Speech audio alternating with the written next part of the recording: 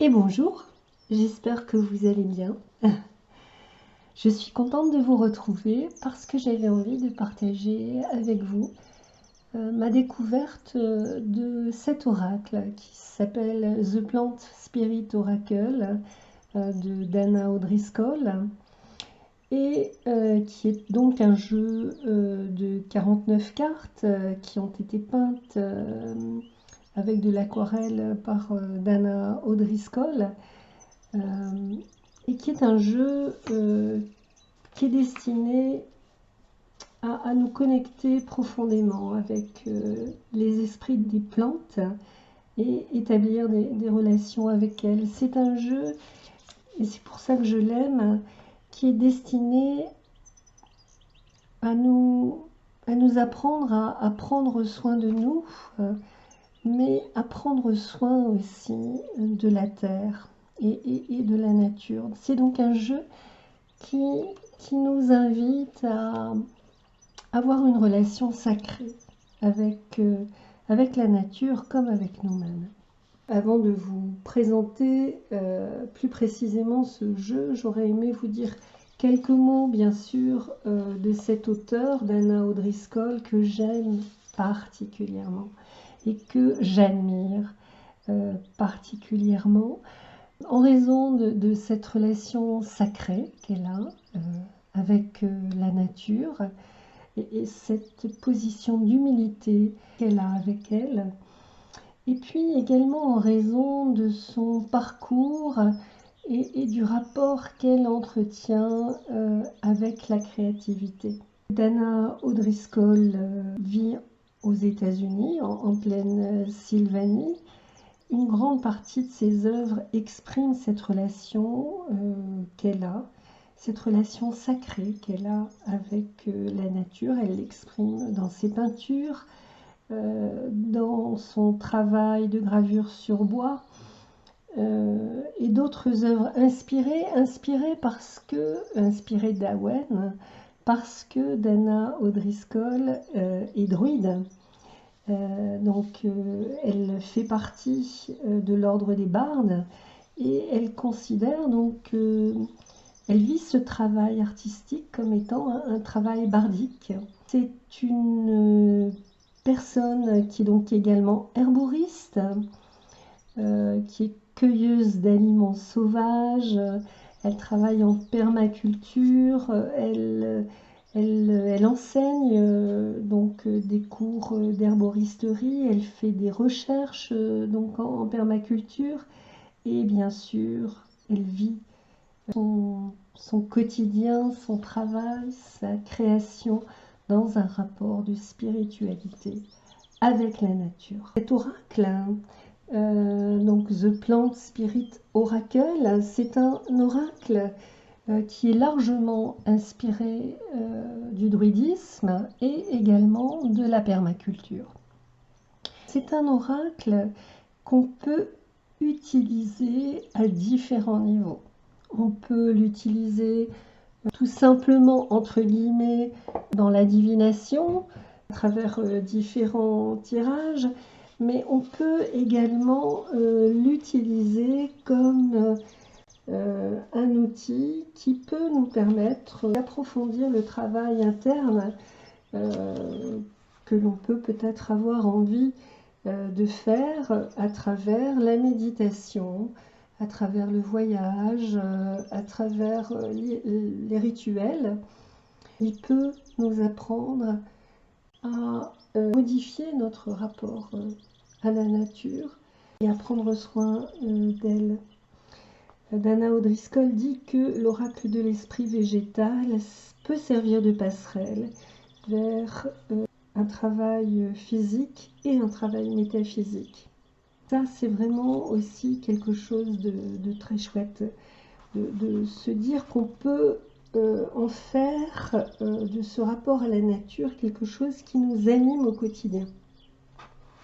Alors avant de vous présenter ce jeu plus précisément, quelques mots de Dana O'Driscoll. Le bruissement des feuilles à l'extérieur de votre fenêtre, la beauté d'une fleur qui se déplie, ou la chanson d'une plante sont autant de messages que les plantes peuvent vous offrir. Ces messages tissent des paysages au-delà de ce que nous pouvons expérimenter avec nos 5 sens.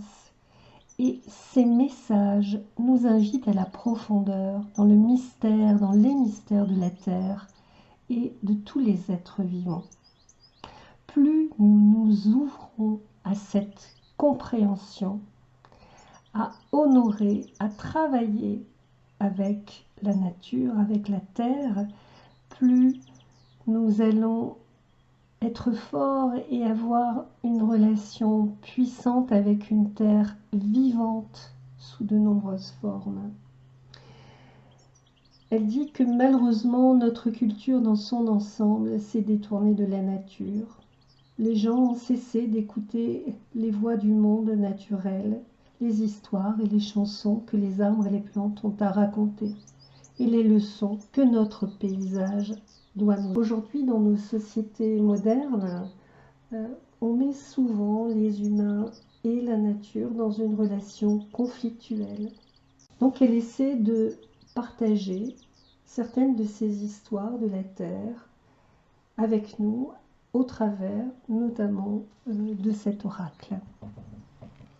Alors, le guide du jeu, pardon, le livre, c'est d'ailleurs plus qu'un guide, c'est une mine d'informations, j'en ai rarement vu de telles.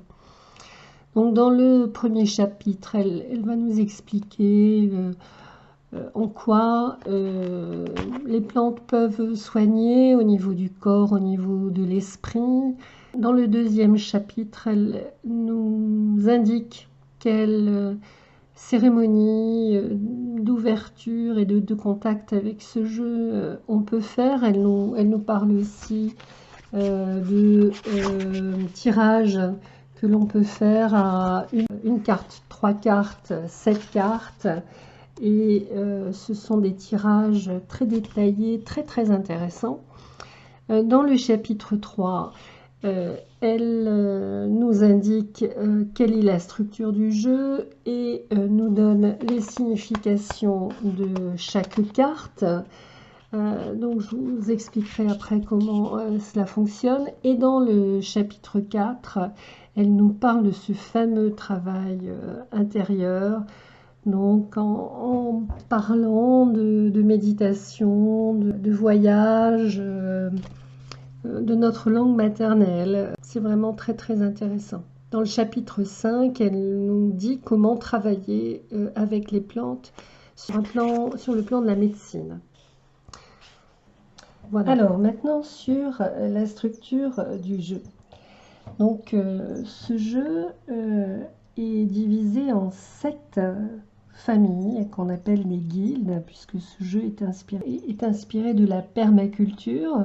Ces 7 guildes sont les suivantes. En permaculture, en fait, la guilde désigne une famille de plantes ou d'arbres qui sont interconnectés les uns avec les autres, volontairement ou pas, et qui dépendent, dont la survie de chacun dépend de la guilde dans son ensemble.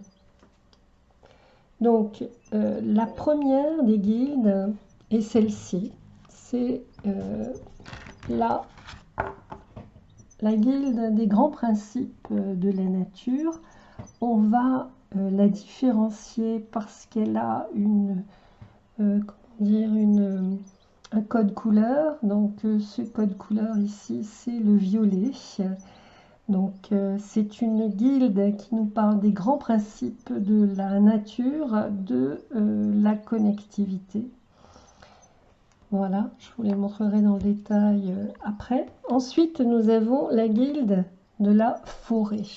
Donc au niveau du code couleur, c'est la couleur indigo. Alors c'est pas toujours simple à différencier, mais bon, on se réfère au livre. Donc le thème de cette guilde, c'est la métaphysique. Ensuite, la troisième guilde est la guilde qui s'appelle les bords de l'eau. Donc le code couleur, c'est bleu clair.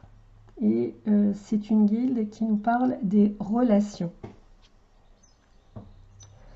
Nous avons ensuite la guilde de l'herbe ou de la pelouse, du terrain qui se présente sous la forme d'herbe ou de pelouse. Donc c'est une guilde qui a le code couleur vert et qui nous parle de la réceptivité. Vous verrez pourquoi après. Ensuite, nous avons la guilde du jardin. Alors la guilde du jardin, c'est le code couleur orange qui nous parle donc du thème physique. Ensuite, nous avons la guilde qui s'appelle les champs. Donc code couleur le champ, code couleur jaune. Et qui nous parle de la projectivité. Ensuite, nous avons la guilde avec le code couleur rouge qui nous parle de la disharmonie, voire le conflit. Voilà. Donc on va commencer par cette première guilde qui est la guilde des grands principes de la nature dont je vous parlais tout à l'heure, de couleur violette. C'est une guilde qui parle, le thème de cette guilde, c'est la connexion. Donc c'est pas une guilde qui présente des cartes de plantes spécifiques, mais plutôt qui offre une perspective sur des modèles plus larges qui se déroulent dans le monde et qui influencent toute la vie végétale. Par exemple, donc, nous avons les 4 éléments et nous avons 3 cartes directement liées aux esprits. Donc d'abord la terre, donc, qui est reliée au nord, à la stabilité, aux racines, au sol, à l'hiver. Ensuite, nous avons la carte de l'air.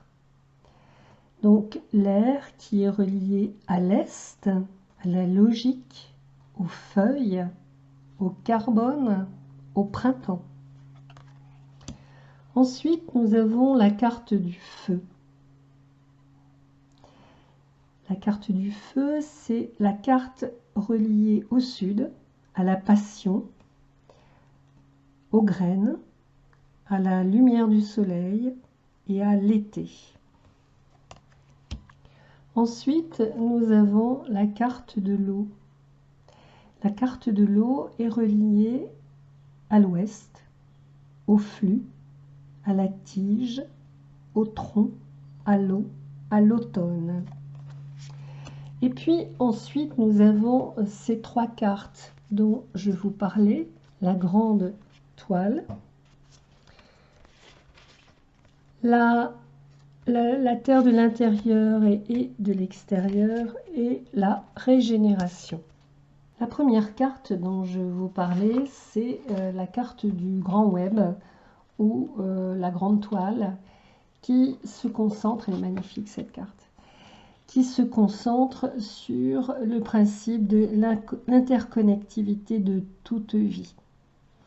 Elle est également associée donc à l'élément druidique Kalas, qui parle de la stabilité, au corps céleste des étoiles, à la forme de la spirale et à la réceptivité.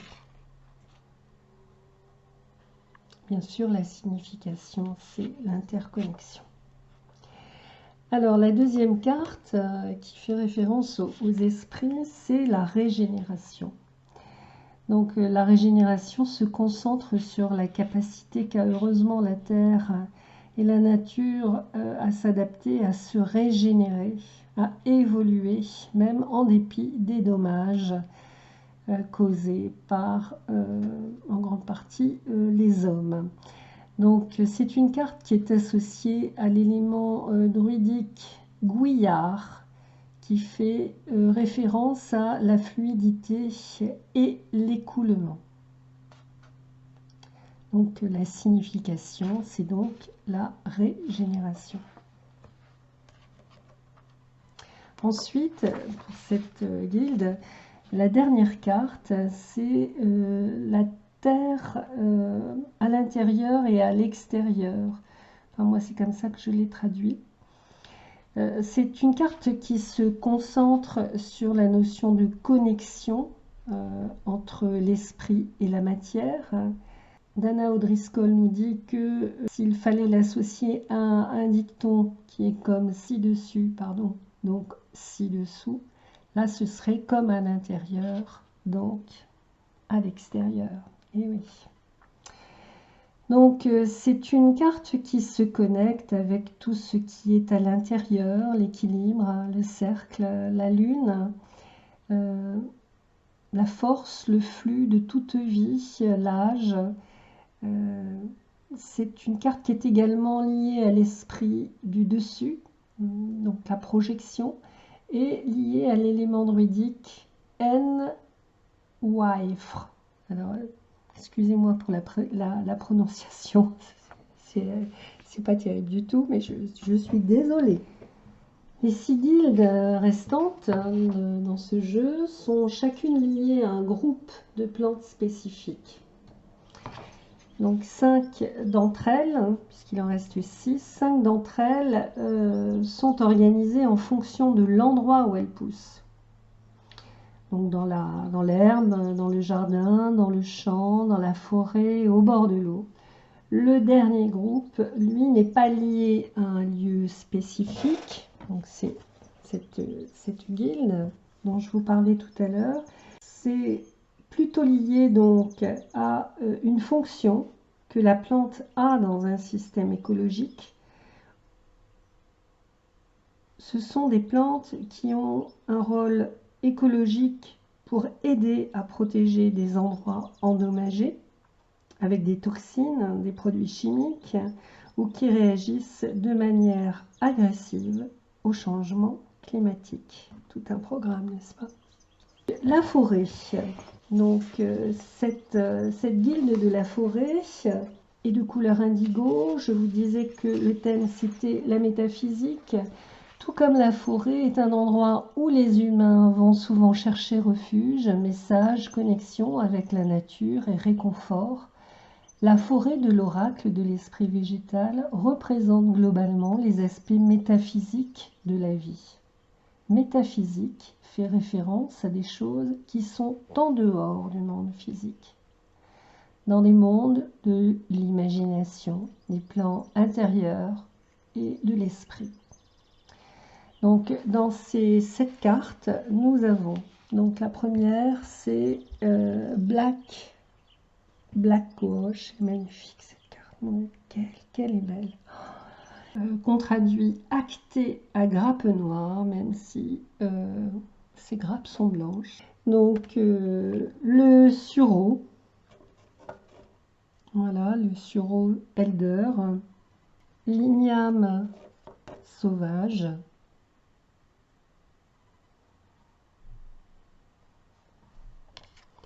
la queue de dinde,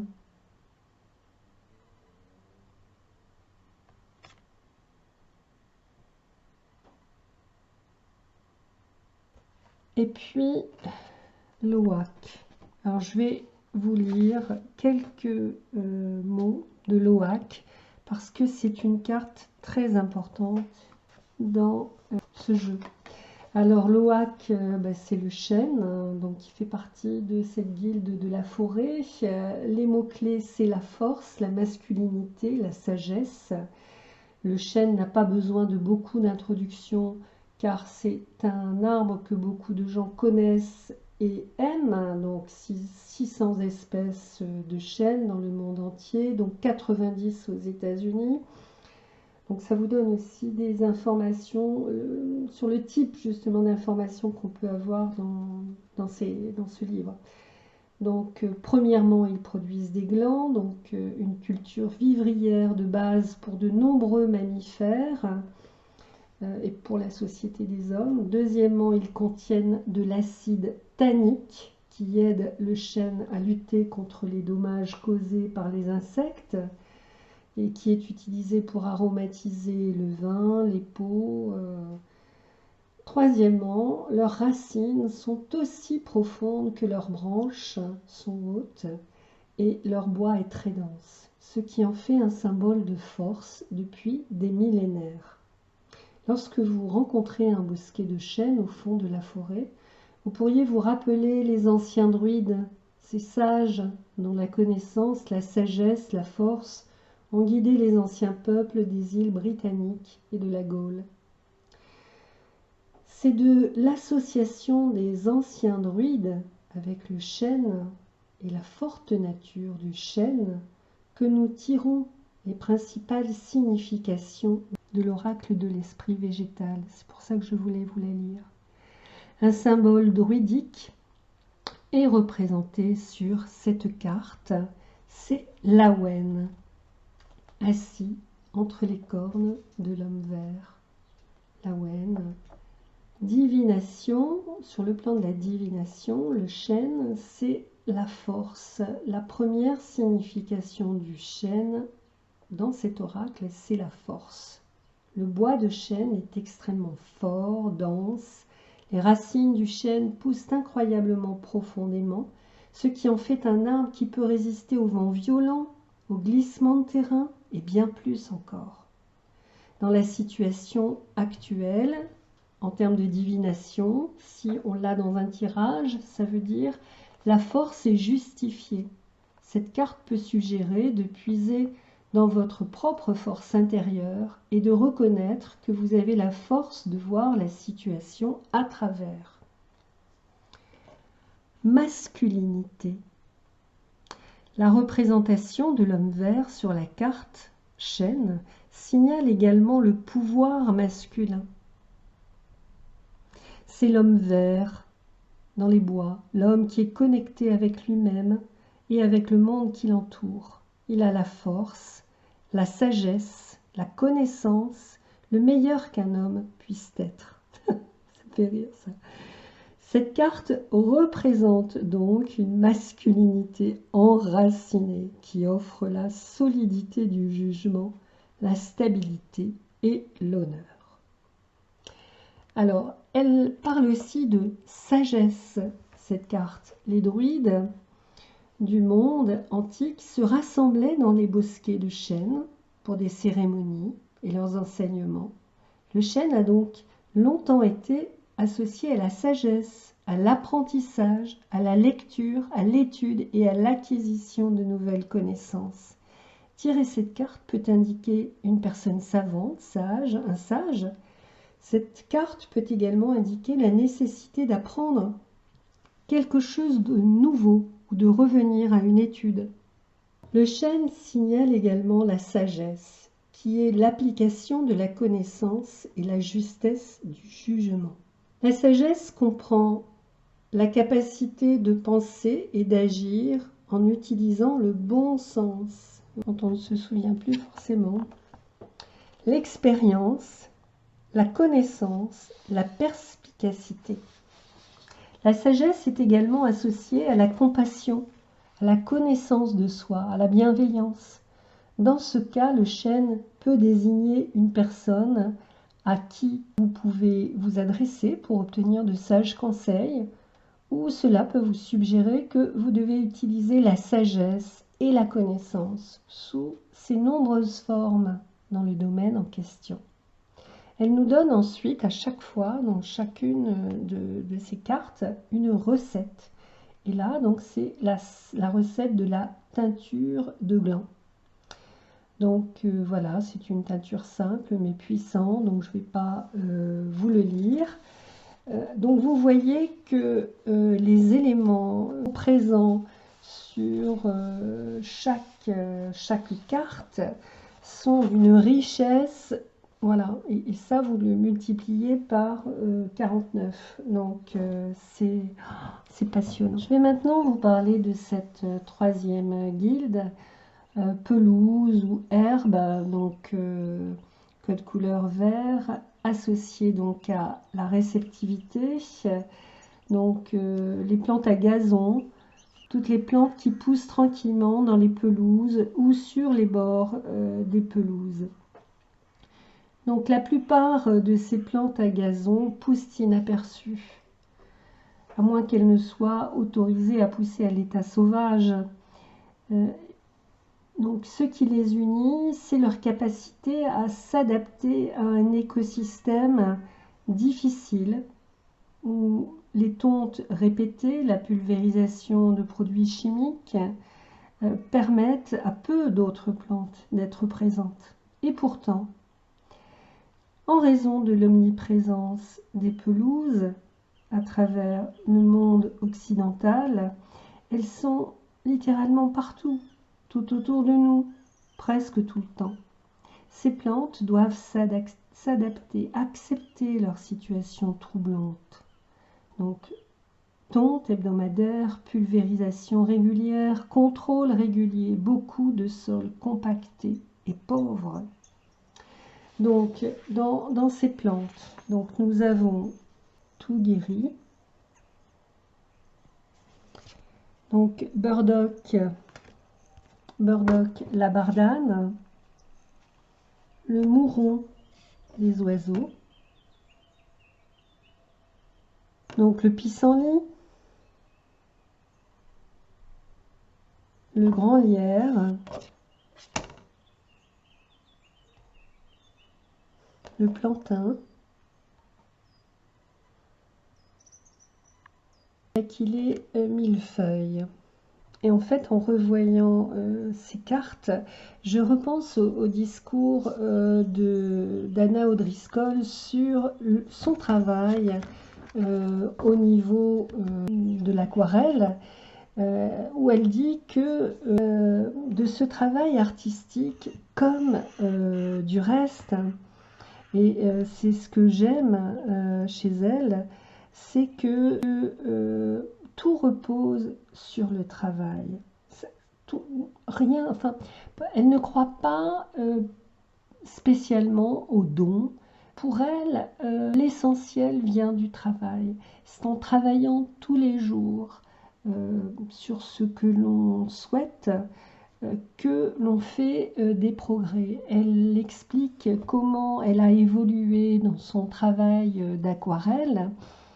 Donc en commençant par échanger pendant plusieurs années, puisqu'elle a repris ce travail artistique à la mort d'un proche qui lui était bien sûr très cher. Et elle a commencé à échanger en fait des cartes. Donc elle peignait avec d'autres personnes. Donc elle en a fait des milliers. Et elle a pu voir son évolution et voilà, c'est en peignant, en repeignant qu'elle a évolué. Et elle a mis plusieurs années donc à faire ses oracles. Je crois que son premier oracle a mis environ une dizaine d'années et celui-là, je crois qu'elle a mis 4 ans à le faire. Il est sorti donc en début d'année 2020. Donc je souhaite vous parler maintenant de la guilde du bord de l'eau. Alors dans le code couleur c'est bleu, le thème c'est la relation. L'eau, dans de nombreuses traditions ésotériques, représente les émotions, l'intuition, les connexions, ce qui, pour l'oracle de l'esprit végétal, se manifeste par une relation. Toutes ces cartes se concentrent sur les relations et les connexions d'une manière ou d'une autre. Donc cette guilde comprend des plantes qui préfèrent pousser le long du bord de l'eau ou qui ont les pieds mouillés plutôt que dans des endroits plus secs. Donc dans ces plantes du bord de l'eau, nous avons la verveine bleue,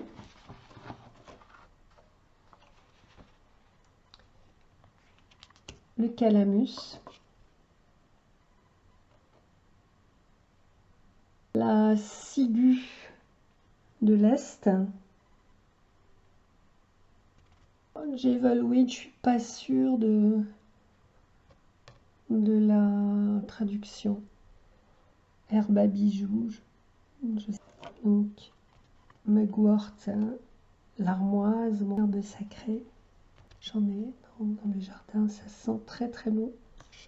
Et je garde d'ailleurs les graines et les branches fumées.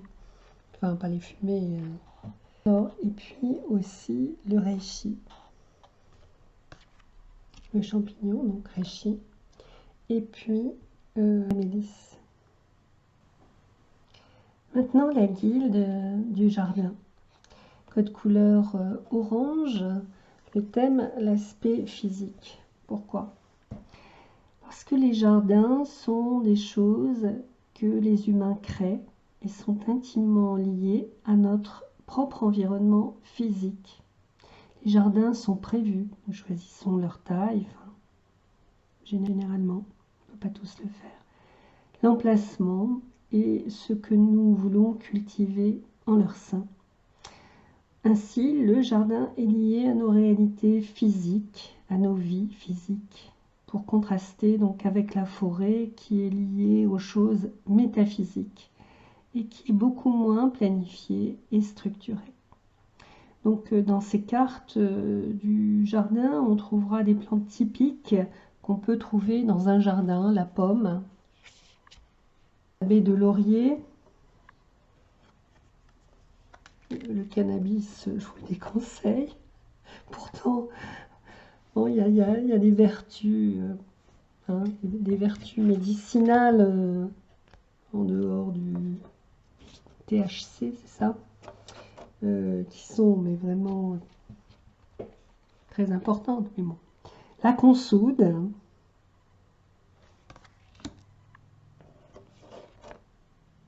bibalme.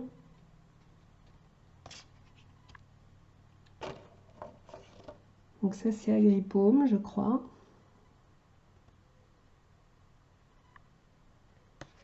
Et le romarin. Cette guilde, c'est la guilde des champs. Donc code couleur jaune. Et le thème projection.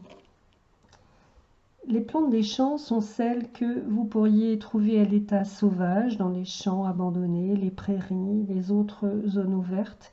Souvent, ces champs étaient autrefois développés d'une manière ou d'une autre. Mais l'agriculture, l'industrie, la construction ont changé ces données.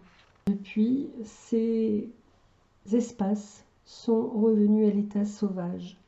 Donc, dans ces plantes, on trouve l'herbe à chat, souvent l'évadé du jardin de quelqu'un, la verge d'or,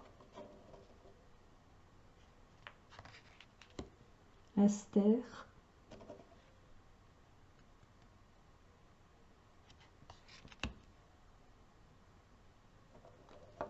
le sumac, si c'est le vénéneux celui-là, l'épicéa,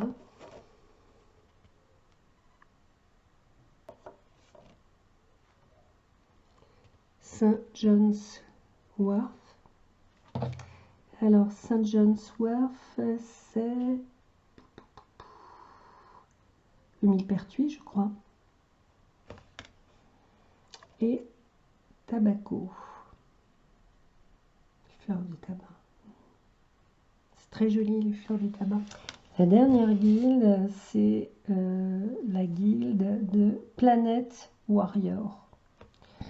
Donc code couleur rouge. Ce groupe final n'est pas basé sur l'endroit où ces plantes poussent, mais plutôt sur leur fonction dans l'écosystème. Au XXIe siècle, les écosystèmes de nombreux endroits sont remis en question, endommagés, en raison de l'activité humaine et de la cupidité. Ce groupe de plantes, chacune à sa manière, est une réponse de la nature à certaines des activités humaines qui nuisent à la plante et à toute vie. Ainsi, ils représentent tous des conflits d'une manière ou d'une autre et nous offre des leçons importantes que nous devons apprendre. La plupart de ces plantes ont un mécanisme de défense ou d'autres moyens de se protéger et de définir leur propre espace. De plus, chaque plante fournit encore une forme de médecine physique ou de médecine métaphysique, des enseignements, comme c'est le cas dans Poison Ivy.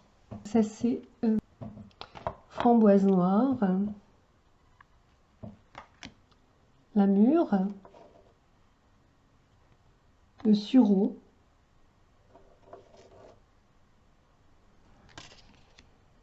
la renouée.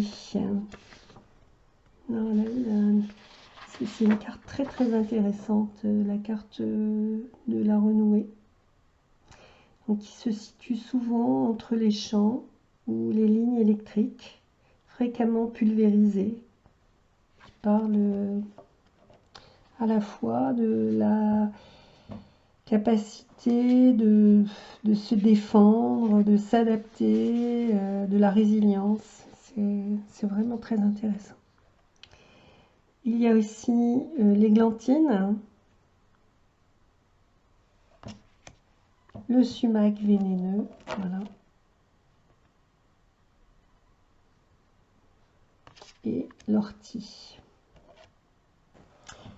Alors, pour terminer la présentation de ce jeu, je voudrais vous lire la carte de l'aubépine que j'ai sortie donc comme étant ma plante, mon allié, mon esprit allié.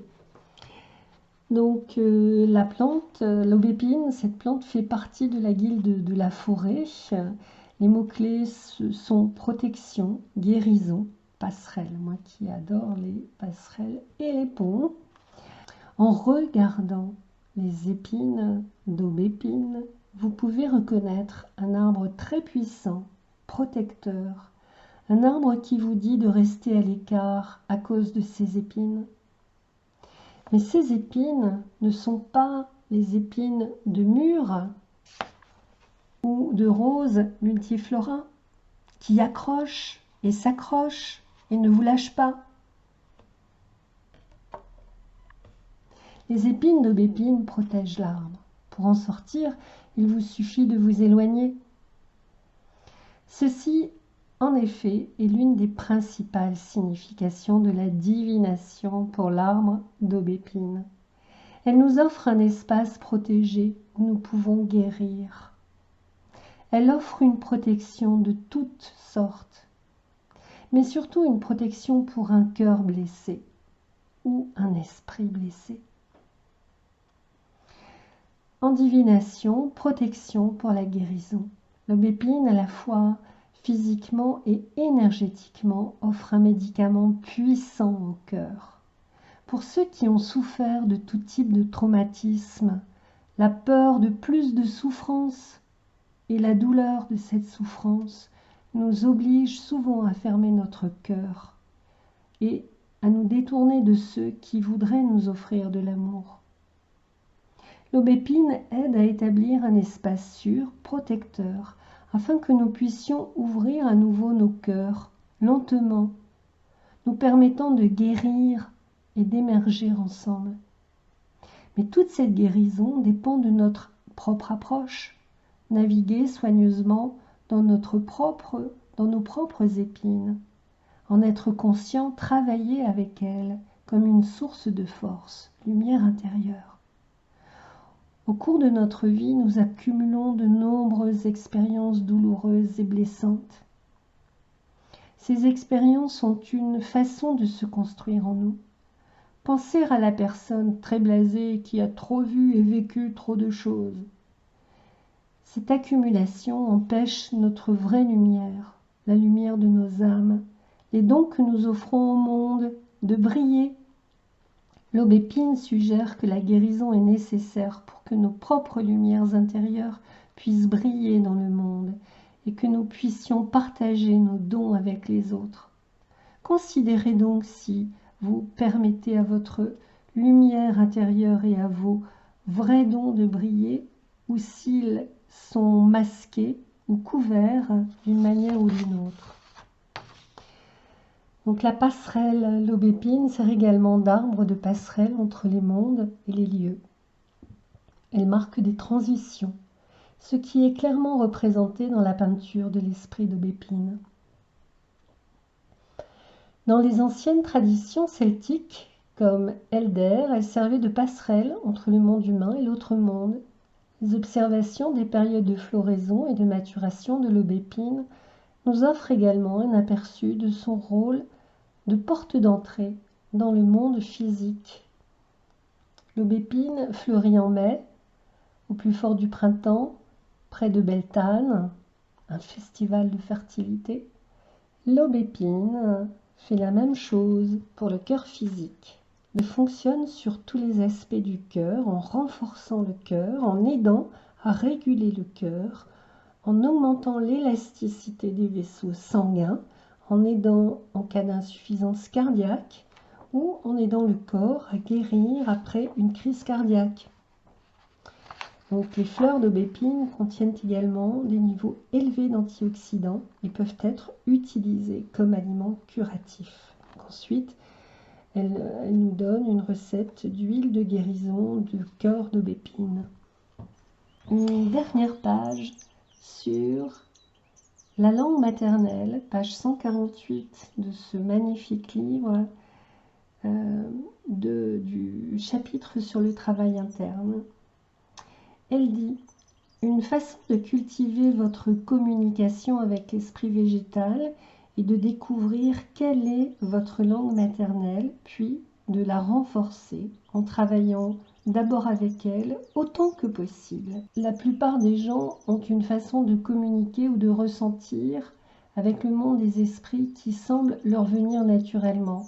J'appelle cela leur langue maternelle. Lorsque vous commencez à explorer la communication avec l'esprit végétal, vous constaterez probablement que vous avez un talent pour une ou plusieurs de ces pratiques, mais que vous pouvez avoir de grandes difficultés avec d'autres. Par exemple, un membre de mon bosquet de druides avait une capacité incroyable à lire les énergies des plantes et à ressentir les émotions, mais ne pouvait rien entrevoir ni voir. Moi, d'un autre côté, j'ai commencé par la voie opposée en entendant clairement les messages, mais presque jamais en ressentant les énergies. Avec le temps et la patience, tous ces différents dons peuvent être cultivés puissamment. Cette langue maternelle peut se manifester de différentes manières.